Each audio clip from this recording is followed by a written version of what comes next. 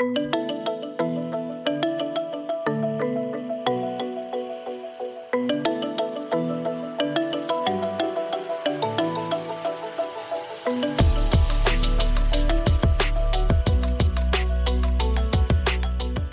everyone. Welcome to the Unscaled Travel Show. I'm Jeremy Long, your host, here with my co-host and co-explorer, Amy. Hello.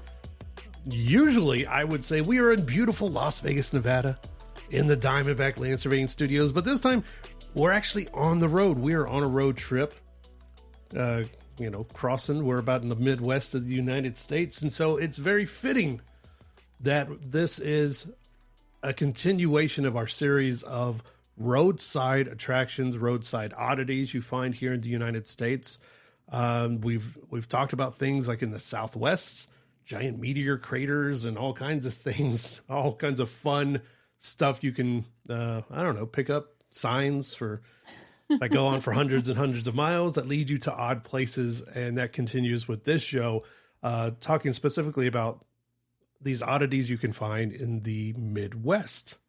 I like that you called it oddities because I think there's a lot of roadside attractions just across the country. But the thing that makes these so special is that they are odd.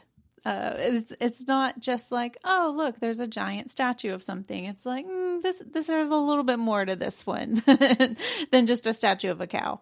Yeah, and there's no clear-cut definition. Like we've like I mentioned, we had something like a meteor crater, and we've had all of these different things. We've had one thing called The Thing in Arizona that was an attraction simply because of how they marketed it, with hundreds of billboards spread out over hundreds of miles, and it really took on a life of its own. And so there's no even clear-cut definition for any of these things. Like we have a really wide selection of attractions, I guess, and stuff like that I don't know. You can't just say like it's one thing or another. Yeah, I think oddity is a really good way of putting it, especially for this collection of attractions, because there's not a single thing on here that I would say doesn't fit in the oddity category. Yeah, and then there's me and you.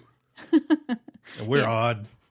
We're just so odd. Anyway, we are first going to turn our attention to a place that just sounds beautiful. I don't know if it is or not. I've never actually been here, but it's Spring Green, Wisconsin. It sounds lovely. Doesn't that just sound like a nice place? Yes, it does. Watch, it's like a...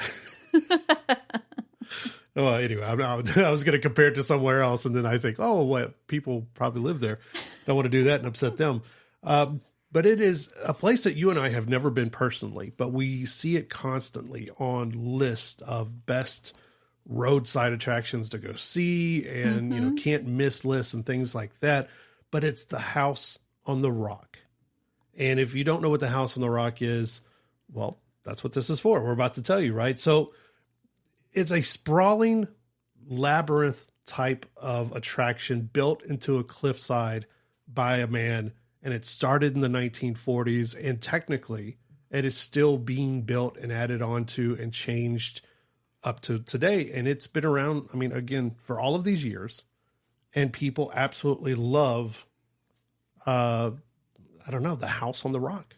So from what I've seen about it, from what I've read, it has a really interesting history on top of just being kind of a little, I don't want to use the word creepy, but there's just something haunting about it. But the history of it is the architect, the guy that wanted to be an architect, he, I guess, knew Frank Lloyd Wright, and Frank Lloyd Wright told him he would never be a real architect. And this guy, last name Jordan, was like, well, I'll show you. And so he started designing this incredible house that turned into this, as you said, a labyrinth of rooms. It takes approximately 4 hours to go on the tour through the many, many rooms, and every room is just more insane than the one before it.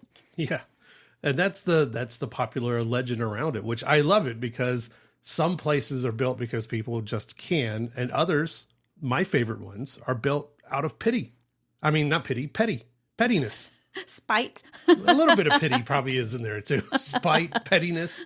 It's all mixed in there. And Alex Jordan, like you mentioned, the legend goes that he was told, you're never going to be a real architect. And he's like, I'll show you by designing just a bat crazy house that is part house, part museum, part carnival nightmare. But he taught himself architecture. And then some of the things he has done in this house kind of defy traditional architecture and gravity, and just it's incredible what he was able to do. And as you said, they're still adding on to it. So outside of just the house itself, there's also now a resort on the property. There's a golf course. You can make this a whole vacation experience if you want to spend a little bit of time in Spring Green, which does sound lovely, or you can just go and tour the house on the rock itself. Let's talk about what you will see. So, like we mentioned, he wasn't he's a self-trained architect, kind of like the George Costanza of architecture. He always wanted to pretend to be an architect, right? But he designed this house or museum, whatever you want to call it, kind of using whatever materials he could scrounge up at that time. It got a little bit more put together years later, but it's a series of like bizarre rooms and exhibits kind of strung together like a fever dream or a bad acid trip. Sometimes, look, it doesn't do a good amount of service to sit here and talk about it. If you go online, if you Google it and you find pictures of some of the rooms. Now, I think intentionally, if you like go to their main website, they intentionally keep it vague. Right. There are some pictures, but not a whole lot, not a lot of detail about all these different rooms. One, because they do change. Some because they want to keep the air of mystery about what is in all of these rooms, because you can go on a guided tour, like you mentioned, and it does take over like 4 hours to do a guided tour. Like, how much stuff could you be looking at for 4 hours? That's like if you're going to the Louvre or the Met or something. Well, this house, it does also contain some like record-setting aspects to it. It has the world's largest indoor carousel. And it has 269 different animals on this carousel, none of which are horses. And over 20,000 lights decorate the carousel. The part that makes it a little bit not so, I don't know the right word, whimsical, maybe it makes it a little more haunting, is that the music's slightly out of tune and plays at a bit of a slow pace. So it does feel a little bit unsettling. Say no. I've seen that movie. That is of the devil. And is that not the case with every carousel? You and I have ridden the carousel that's in Brooklyn. Yes. And it's outdoors, like it's in a glass enclosure. Creepy. I was sitting there going, I'm creeped out by this.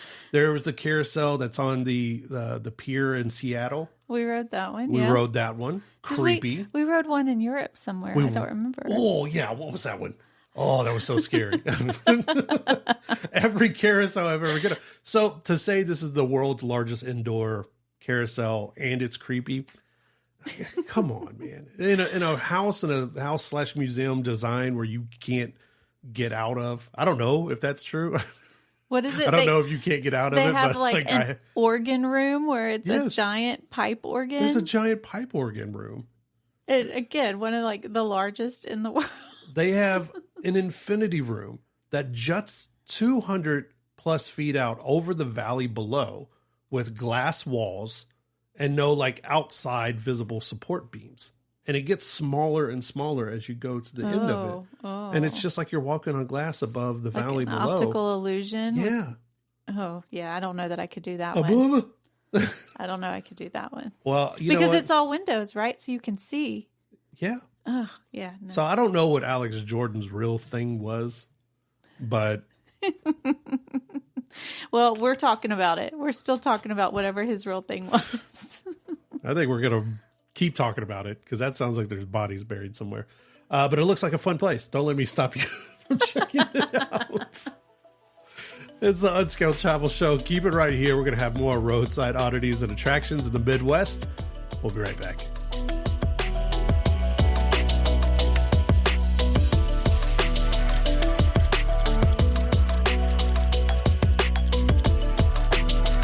Unscaled Travel Show is brought to you by Diamondback Land Surveying. For all your land surveying needs, contact Diamondback Land Surveying at 702-823-DBLS.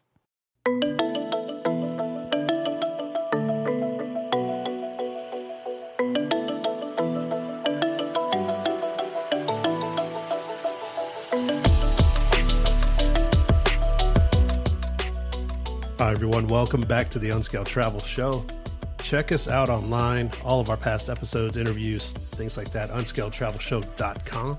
You can also find a different set of stories on our YouTube channel, Unscaled Travel Show, YouTube.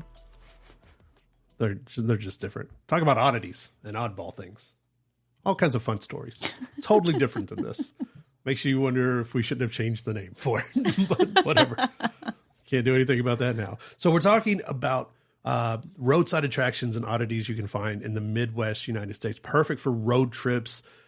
Perfect episode to earmark, come back later and listen to if you have a road trip being planned for the future also. And this is a part of a series. We're going to examine, look at most of the United States anyway, and try to give you those best things that, yes, are worth marking on those old Rand McNally maps that you would circle with a pencil.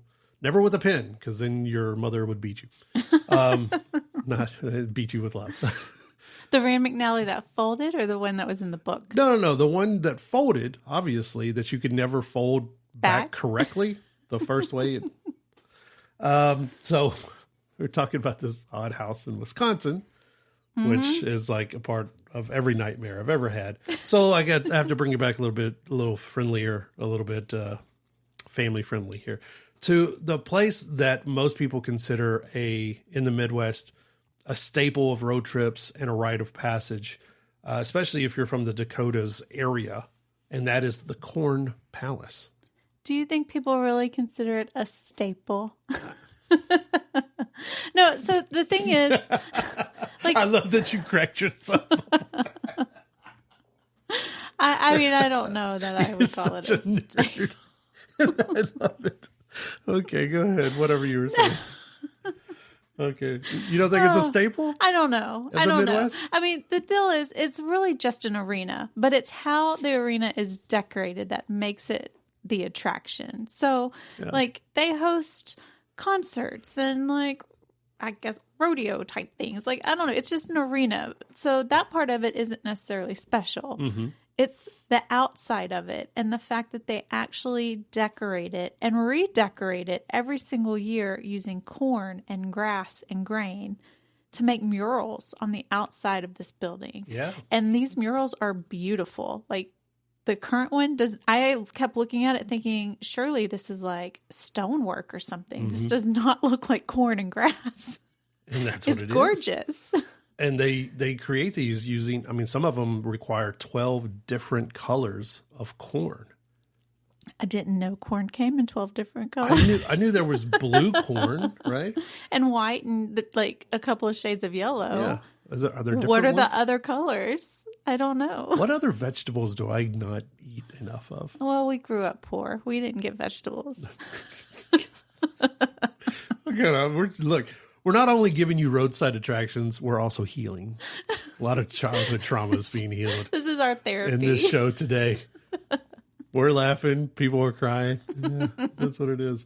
But yes, the Corn Palace. And, you know, one of the aspects that does make it something special is that the current building is actually the third iteration of the Corn Palace. The first one was built in 1892 as a way to promote South Dakota's agriculture. Architecture, agriculture, same there thing. You go. The current version dates back to 1921. So the theme changes every year as far as like whatever the corn theme is. If you go on their website, I don't know what that is on the side of it. Is that Jesus? Did someone make Jesus out of corn? No, it's Wonders of the World. You're looking at Christ the Redeemer statue. No, this one. Yes. It's on the side. Isn't that Christ the Redeemer? Is that Christ? I think so. Is Christ the Redeemer, not Jesus? The statue. It's Wonders of the World. Oh, I didn't get that part. But they actually have a corn cam. I love it. The camera is set up to look at the Corn Palace all the time. Oh, I see the wording now. The Wonders of the World. I just kept looking over here going, that's Jesus. I love you. There's something. But they have a really interesting website. It gives all their history, but it is something that you should go check out because it's free to just walk in and out of the Corn Palace, outside of events and different things. But themes have ranged from the Wild West to this year is the Wonders of the World to space travel to Mount Rushmore, all kinds of stuff. Elvis performed there in 1977 for the people that believe that Elvis is still alive and with us. And it actually says, interesting enough, during droughts, the palace sometimes can't source the right colored corn, so the murals look patchy. Okay. Interesting. So it's really. So I'm assuming they grow all the corn there since it's to promote their agriculture. I would think so in South Dakota. All right. Okay. Well, staying on the food theme. Yeah.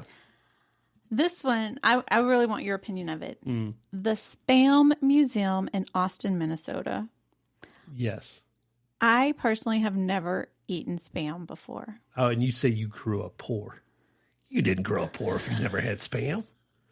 How poor were you? Couldn't afford Spam. No. Spam was that thing that everyone could. You ate it growing up. If you weren't eating Spam, that means you had money for other things, for like real meat. We ate. Well, we're not going to get into that. But you ate Spam growing up, right? So much. Would you be interested in going to a museum about Spam? Years ago, I probably would have said no, simply because. But like lately, on press trips, I've gone to multiple locations now and eaten at different restaurants, some of them Michelin star restaurants. And they are more in line with like indigenous cultures where Spam was a central part of their diets. It was a kind of a broken, like a poor meat that they gave to indigenous people. And so these peoples, this especially was true when I visited on a press trip to Calgary and Edmonton in Canada, looking at with the Métis people, and then the Choctaw restaurant outside of Houston called The Preserve that I ate at. They're kind of reclaiming Spam as like part of their heritage and like elevating the dining experience with it. So, and I think it'd be more interesting to go and see the Spam Museum now, knowing what I know a little bit of the history and knowing that they're probably going to give you more of that in this museum about how it came to be and how it has endured all this time. I wonder what all is in the museum because it says they do guided and self-guided tours. Yeah. And the people that work there are called Spambassadors. They said they are proud to represent this noble food. I want to be a Spambassador. It says becoming a Spambassador is up there with being knighted. Actually, I think our daughter called me a Spambassador years ago when she couldn't quite get the bad words together. Oh, funny. But yeah, it looks interesting. If you go to the website, which is just like spam.com/museum, you can see they got a whole history section, cookbooks on the many different ways you can incorporate Spam into your meals. I think it's fascinating now. Put it down. We're going to do it. All right. Unscaled Travel Show, Midwest roadside attractions and oddities. We'll be right back.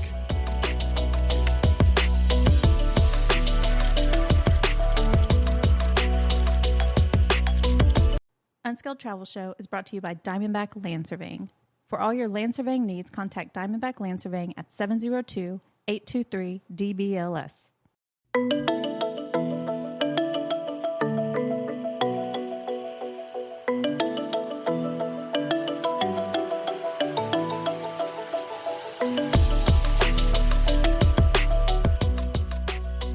Hi, everyone. Welcome back to the Unscaled Travel Show. Jeremy Long here with my co-explorer, Amy. Hello. We were talking about Midwest oddities and roadside attractions that you should put on your Rand McNally. And definitely check out on your next U.S. road trip. And you knew this time was coming. You knew we would eventually get to this because I think it's one of the oldest road trip jokes there is. Like you see giant things or whatever, concrete dinosaurs on the side of the road like we've talked about. No, everyone talks about the world's largest ball of twine. I really thought it was just like a joke. I didn't know these actually existed. Oh, you want to hit the road and go see the world's largest ball of twine? You know, people always say stuff like that. We joke with each other about it. And lo and behold, there's multiples of this. There are like 3 or 4 competing world's largest balls of twine. There you go. But the one we're going to focus on is in Darwin, Minnesota. Okay. It is a massive, massive ball of twine rolled by one single man, Francis Johnson, starting in 1950. Sorry. I didn't mean to laugh. But it weighs right now nearly 9 tons. Circumference measures around 40 feet around. Well, I really thought this was a joke. So I looked it up because I thought surely this isn't real. And it is. And as you said, there's multiple ones. But my question was, why would this man do this? Yeah. And the story is very simple. He said his mother taught him not to waste anything. So he would take scraps of twine and tie them together and just started rolling them into a ball. And eventually all his neighbors were giving them their scraps of twine. Yep. And it just became this thing he did. Up to 4 hours a day, he was rolling twine into this ball. And he did it for 29 years. He did it for 29 so big, years. They had to get a crane to move it, to put it in a protective covering because he thought somebody would steal it. Just amazing. Now, I don't think, when did he pass away? Johnson has passed away because his family owns it now. He actually stopped in 1979 because he had emphysema. So, you know, but this is interesting. His relatives say he didn't smoke. So they blame his illness on twine ball dust. Oh my God. Like it eventually caused him, you know, all this pain and everything. Interesting or not, Ripley's, believe it or not, offered to buy the twine ball from the family. The corporation came, they say, sniffing around Darwin, hoping to purchase the ball and place it in one of its museums. Francis's relatives said no and instead sold them something else. He also collected other things. This includes 1,700 nail aprons. Okay. Ripley's was not satisfied, so they went on to a lesser twine ball and built a museum around it in Branson, Missouri. I have actually passed by this one with your parents because your parents live outside of Branson, Missouri. It's advertised as the world's largest, but it isn't. So who knew there was twine ball wars? Feuds? Yeah. I don't know. Controversy. There's so much controversy with twine balls. And I said there are other balls of twine. So the one Mr. Johnson rolled was about over 300 miles of twine in the end. And is what it is because I don't think his family is adding on to it. No, it did say that they've caught people trying to add on to it, and they always prohibit that because they want it to stay in the condition that he left it. There is one in Cawker City, Kansas as well. But this is maintained by the community of Cawker City. So it is always being added to. And so the figure on it always continues to grow. It's over 1,600 miles of twine wrapped around. Wow. So it probably truly is the biggest. It's probably the biggest, but it's a community one. So multiple people have added on to it. And they're still adding on to it. The one in Darwin was rolled by one man 4 hours a day for 29 years. Did he have nothing else going on? Bro, when you say you don't want to talk to your wife. What are you talking about? She was out there nagging him the whole time he was rolling that You just got to do all this, Francis. You care more about that twine than you do me. But this one is even special for another reason. Why? There was a song about it. In 1989, Weird Al immortalized this ball of twine with his song, The Biggest Ball of Twine in Minnesota. Look, man, when And Weird it Al, made it famous. when Weird Al, puts you on the map, dude, that's forever changing. That is life changing right there. I don't know. Again, it's one of those things we always joke about, like, oh, let's go see the biggest ball of twine. Let's go see the biggest ball of yarn. I really didn't think these things existed. I thought it was just one of those, like, joke, myth, legend things. And now to know that there's multiple ones and some of them are still being added on to by communities. Like, do these people not have other things to do? I don't understand. I don't know. I don't even know how to answer it.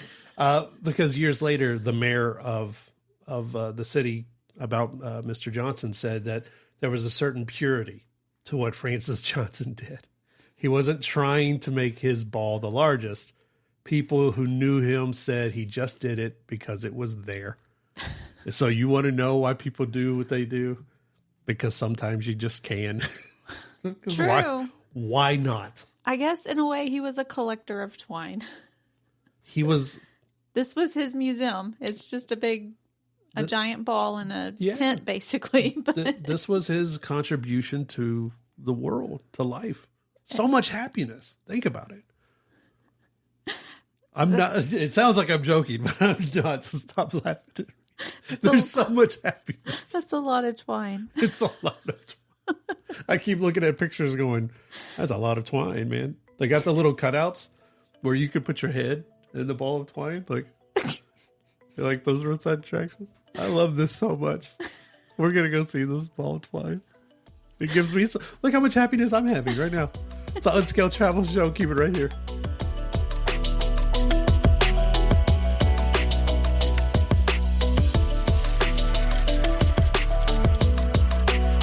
Unscaled Travel Show is brought to you by Diamondback Land Surveying. For all your land surveying needs, contact Diamondback Land Surveying at 702-823-DBLS.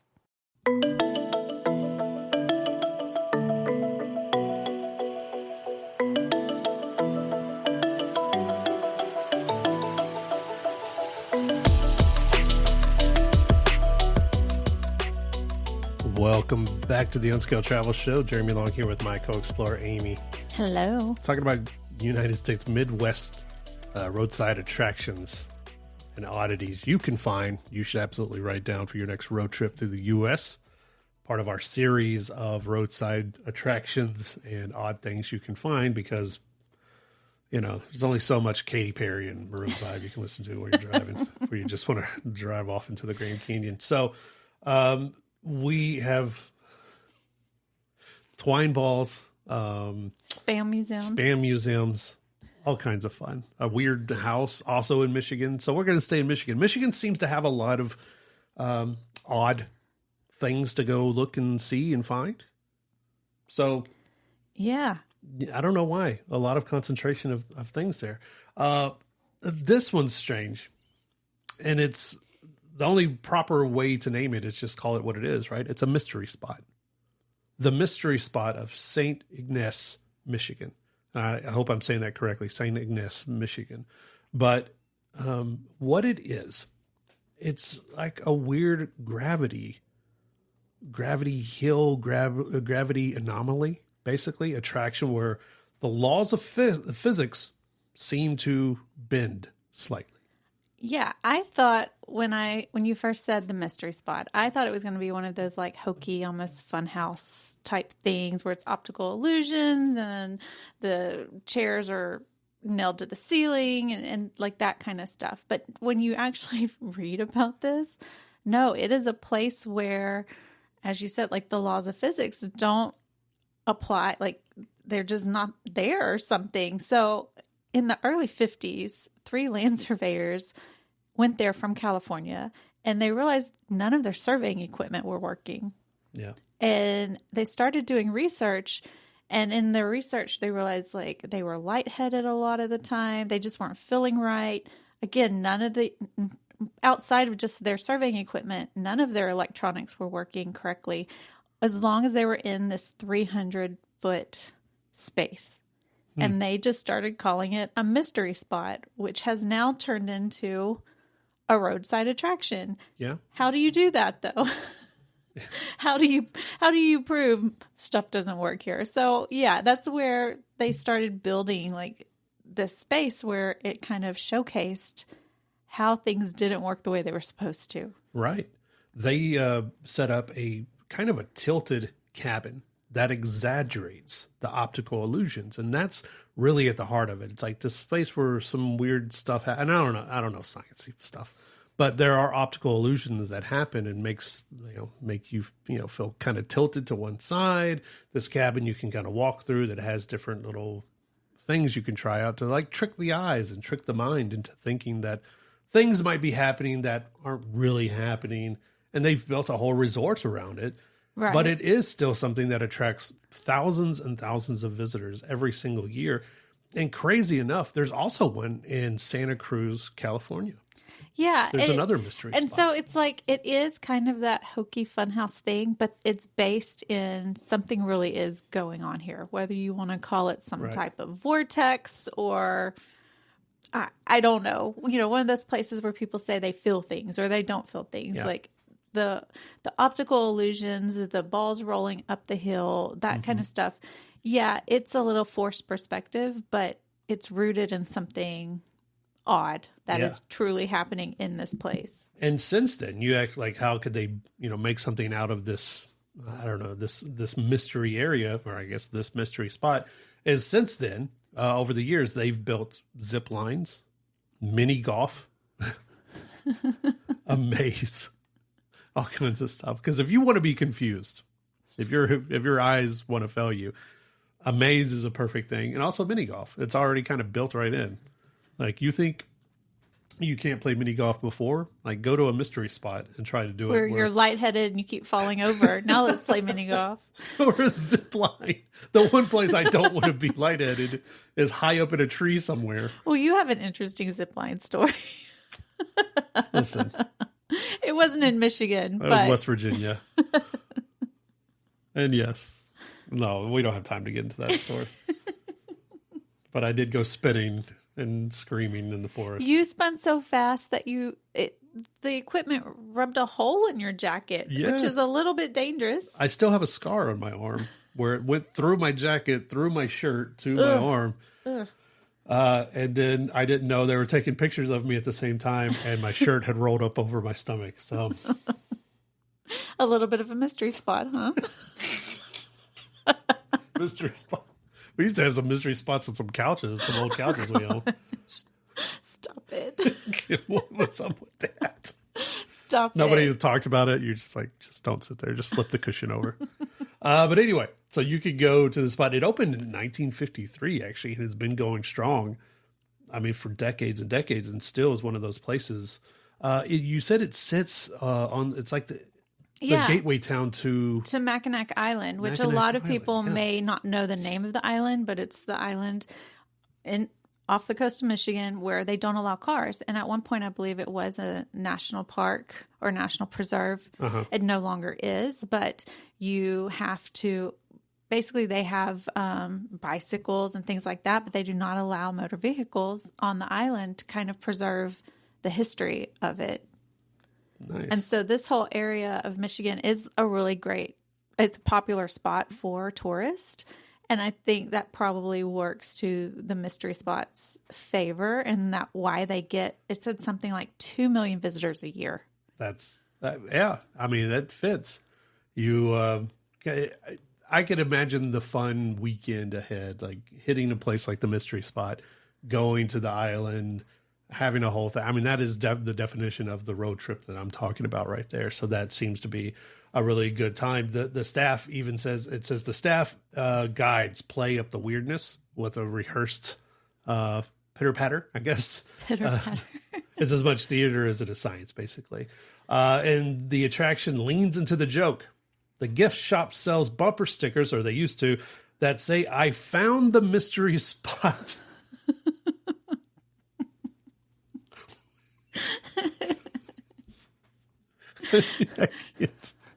I can't with these folks. That's great. And that's beautiful. I mean, it's not beautiful. I don't know. It's good marketing. I don't know if I could put that bumper sticker on my car. No. Right next to the one that says, my kid is an honor roll student. Next to it, it says, I found the mystery spot. And a Jesus fish. It's an Unscaled Travel Show. We'll be right back.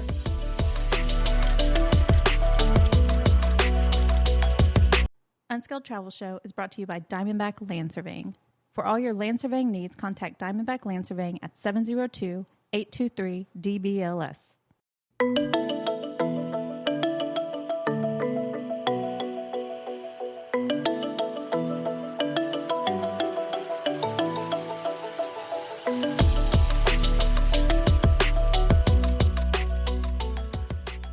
Hi, everyone. Welcome back to the Unscaled Travel Show. Jeremy Long here with co-explorer Amy. Hello. Usually we're in beautiful Las Vegas, Nevada in the Diamondback Land Surveying Studios, but we're on the road.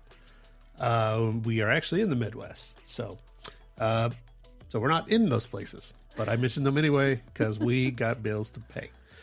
We are talking about wonderful Midwest roadside attractions and oddities you can find. And yes, for those keeping score, I did just say wonderful. So you can mark that one down as a continuation. I'm going to get you a shirt that just says wonderful. Wonderful. We were having some fun. We were just talking about the mystery spot in Michigan, just having way too much fun with this. I didn't even think about like those bumper stickers that say Jesus is my co-pilot. And the other one says, I found the mystery spot. That's beautiful. That's a beautiful marketing. We got to move on, but I can't. I'm 12. If you set your sights a little bit south from the mystery spot, you'll find in Alliance, Nebraska. Excuse me. You'll find in Alliance, Nebraska, car hinge. Car hinge. Yeah. It is exactly what it sounds like. It is a replica of England's Stonehenge, built from 39 junked cars that are all spray painted gray. So basically somebody was like, England, I see your monument. Nebraska said, hold my beer. Exactly. Yeah. That's exactly what I was going to say. Yeah. Let me see if I can do it better and do it the American way with cars. So it was erected in 1987 by artist Jim Reinders? Excuse me if I mispronounce his last name, Jim Reinders, as a memorial to his father. So it was Jim and I think some extended family members all got together. This is a beautiful story, actually. They got together at the funeral for his father, and they said, in a couple of years, we're going to get back together, and we're going to build this monument to him in his memory. Jim had actually studied in England. He studied Stonehenge and got to see it up close and personal for a bit of time, and so it was just kind of one of these things that snowballed into this memorial that has become and taken on a life of its own. Wow. Well, that's nice. The cars are planted upright or welded across each other to match Stonehenge's exact proportions. Now, it's down almost, all the measurements are almost exactly identical to Stonehenge. Wow. So it's really fascinating to look at and see pictures of, and people absolutely love stopping by there. At first, obviously, locals thought it was kind of an eyesore, but now it's the town's biggest tourist draw in Alliance, Nebraska. Well, and going back to the creation of it, I think you told me that him and the relatives, when they got back together, they actually built it in just 6 days. Yeah. I mean, very quickly, they put everything together. And, the fun part really is that Car Hinge, taking on a life of its own, it's now hosted everything from weddings to beer festivals. Oh, well, yeah. The town has just come and, rallied around this thing that has put their little town on the map. Well, it kind of reminds me of what the Cadillac Ranch we talked about last week. Is that what it was called? Yeah. Where it said people are, even though they started this with the cars painted gray, people come and they spray paint it and they decorate their cars just like they do at the Cadillac Ranch. And so Car Hinge, they said, it's become a community art project. So I think that's part of why the community did embrace it a little bit. Like now it's not just Jim's memorial to his father. It is part of Alliance. Do they? Do they spray paint it? That was in one of the things you mentioned to me when you were talking about it. Oh. I think maybe the owners may go back and keep painting it, repainting it gray. Okay. Yeah, the fun thing about like the versatility of some of these like art installations and memorials and things like this, like car hinge, is like I believe at Cadillac Ranch one time they painted all of the Cadillacs like pink for breast cancer awareness, and like they do different things that allow just you kind of get this emotional connection to them. Yeah. And they do it for different things, not just stuff like that, but just like different things all the time. And it does create this sense of community around these things. So, these kind of things like car hinge really do just take on this whole different feel and meaning. And like I said, kind of brings the community together, which is fun. Right. And it's another one of these things like you can just go see it. There's not an entrance fee to get in there. It's just this roadside attraction. There's no other way to put it. Yeah. And even as recently as 2022, it was named as the Traveler's Choice from TripAdvisor. So it's not just a kitschy little thing. People really do love to make the drive out there, take pictures, Instagram it up and do all that good stuff. But I mean, it's just creating all kinds of memories. There's a lady, I thought this was a dude because I was looking at it at a glance, but it's a lady celebrating her pregnancy pictures. I thought it was a dude on this stuff. I was like, well, that's not exactly art, but then I look at it closer and I am totally wrong for what I just said. So car hinge in Nebraska is something you should definitely check out. And this one, the next one is something else in Illinois. It's not to be outdone by their car hinge. Illinois, in Collinsville, Illinois, to be exact, they have the world's largest ketchup bottle. Say that again? Ketchup bottle. I say ketchup bottle because that's what they call it, but then they list it as ketchup. It's called the world's largest ketchup bottle, but it represents ketchup. Yes. And people might ask, what is the difference between ketchup and ketchup? I don't know. I thought with the K that was branded by one of the... That's absolutely right. Is that true?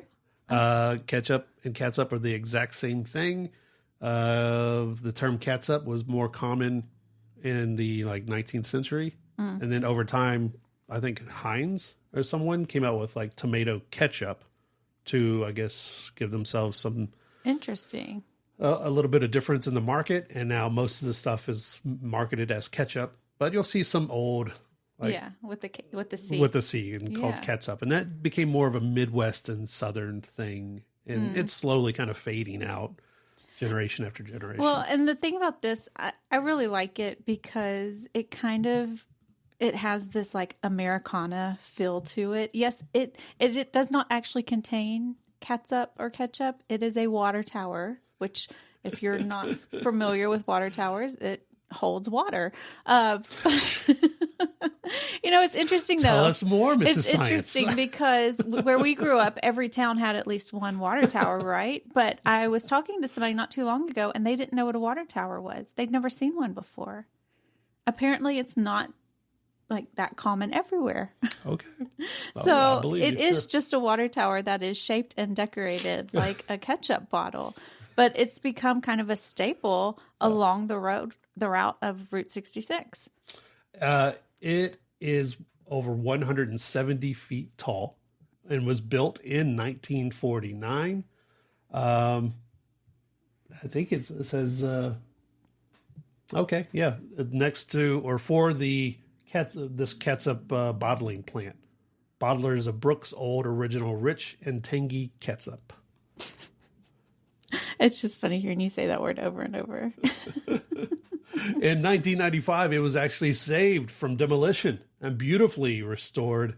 And now people from all over stop, take a picture.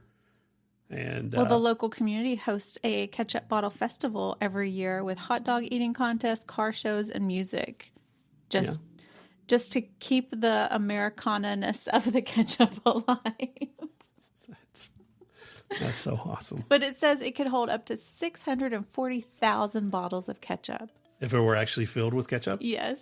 Wow. Road trippers will pose at the bottom sometimes with a hot dog or a burger, just for scale.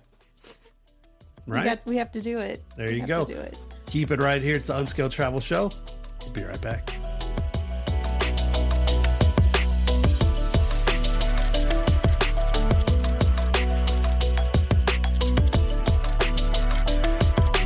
Unscaled Travel Show is brought to you by Diamondback Land Surveying. For all your land surveying needs, contact Diamondback Land Surveying at 702-823-DBLS.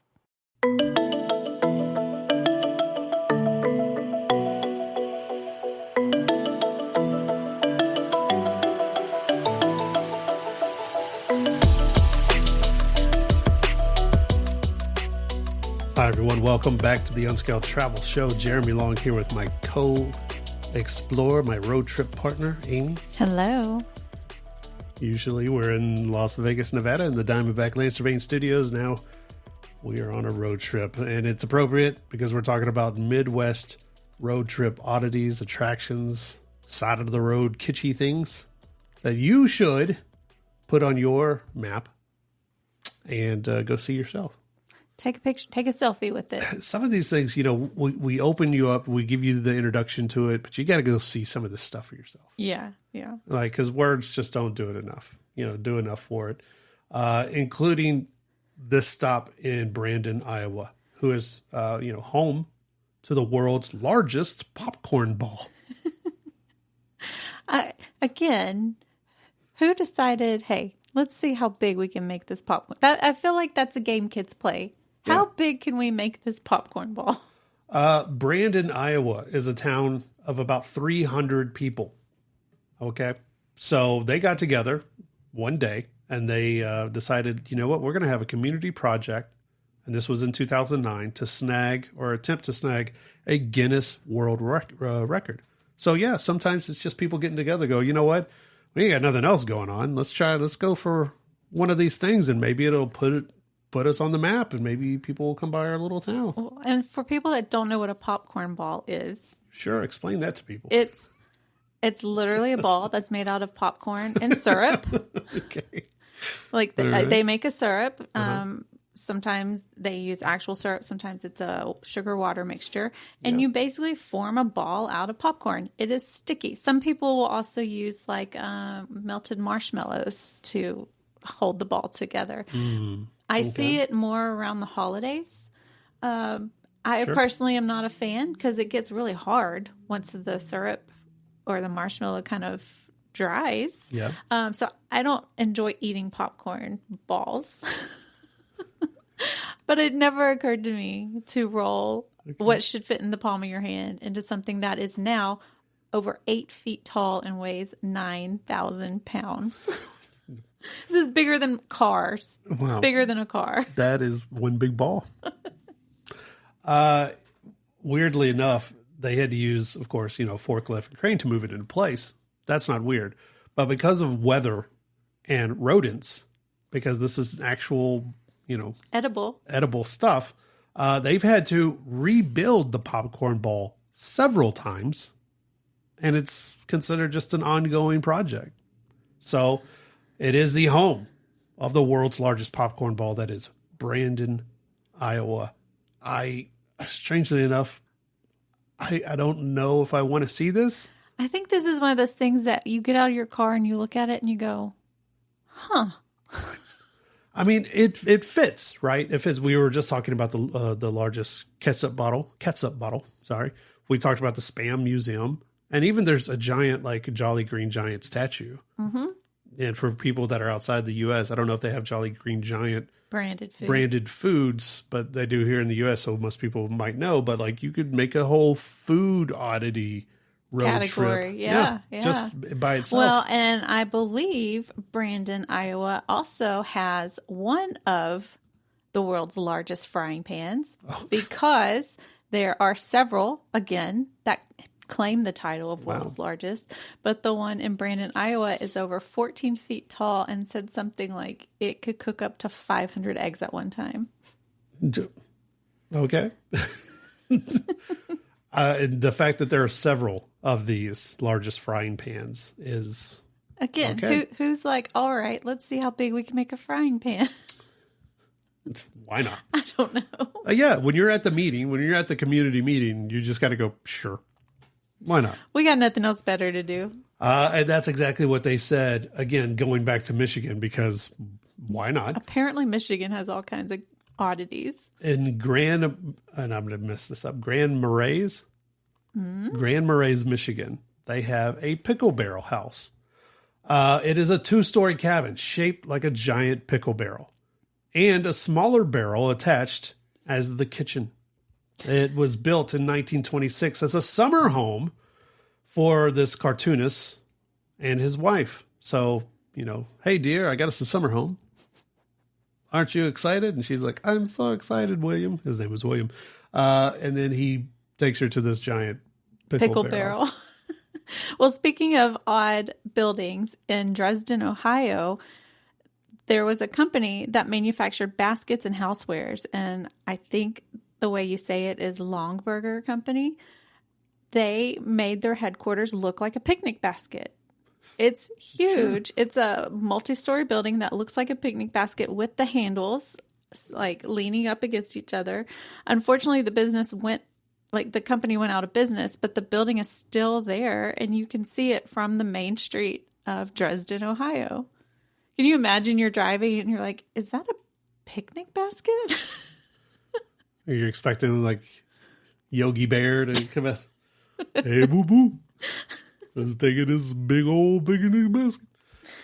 That was a horror. Cute. Oh, it's a 7-story, but 7 stories. Wow. In La Crosse, Wisconsin, going back to Wisconsin, they have the world's largest 6-pack of beer. It's a thing of 6 brewery tanks painted like beer cans. Okay. They hold the equivalent. So these are actually working, oddities, I guess. They hold the equivalent of 7 million cans of beer. Locals often joke that it's the world's most dangerous tailgate. I don't know if you can actually just drink from those because this is a working brewery. I imagine you can't, but it's probably still really cool to see it if you're a beer enthusiast. Or back in Iowa, in Altoona, they have a big steer. It's a 10-foot tall fiberglass bull that sits in front of this restaurant. It was built in the 1960s and saved in, I think, 2015 after it was almost scrapped because people, once you have this giant steer or a giant bottle of ketchup or whatever, you can't just get rid of it. Well, same thing in North Dakota. They have the world's largest buffalo. It's a statue that is over 26 feet tall and 46 feet long. And it says it weighs over 60 tons. Wow. They said it's massive. It's made out of metal and cement, and it is anatomically correct. What does that mean? It says in 2010, it was officially christened Dakota Thunder. I have thoughts that are not appropriate for the radio, so we're going to have to move on from that one. Well, then let's pivot to Tommy the Turtle in Bottineau, North Dakota. Something about these Dakotas, I think it's just the wind-swept plains and prairies. Something's in the air, man. Actually, I think they're doing a lot of fracking there. That might. It's a 30-foot tall turtle statue. Okay, let me just, for all of my people, like, oh, Godzilla. 30-foot tall turtle statue riding a 34-foot long snowmobile. It was built in 1978 as a symbol for the town. Why? Nicknamed the Turtle Mountain City. Okay, that makes more sense. But the thing I love the most about this is he's wearing a little helmet. And he has a scarf around his neck that's like flying in the wind behind him. It's safety. It's so cute. And that's the thing. It's not just a giant turtle. It's a turtle on a snowmobile in North Dakota.